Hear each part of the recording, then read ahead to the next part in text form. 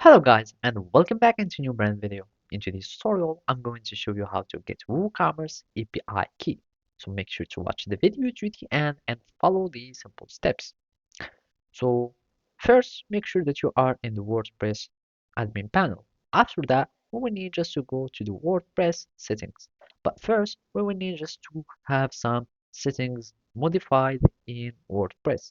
So basically, I'm just going to the settings and go to permalinks. By going to the permalinks, you will need just to give or to make some permanent the link structure to be more readable and simple. So you can have a post name or you can have day and name, etc. or whatever you like. And after that, we need to go to WooCommerce settings, and from there we will be able to generate the API key.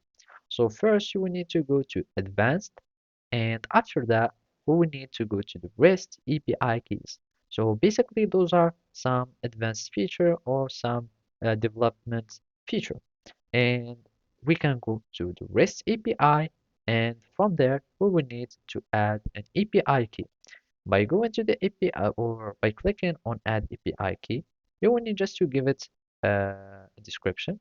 Example, API or test key or whatever, and you will give it permissions, a read write, so it can add informations or add data to your WooCommerce or to your store, and it will retrieve or fetch data from your store. And you can give it to some user, generates the API key, and basically you will have the consumer key.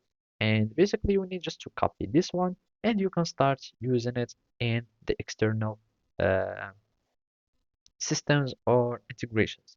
And then you can just revoke the key if you want to delete it. So basically that's it. Thank you for watching and see you next time.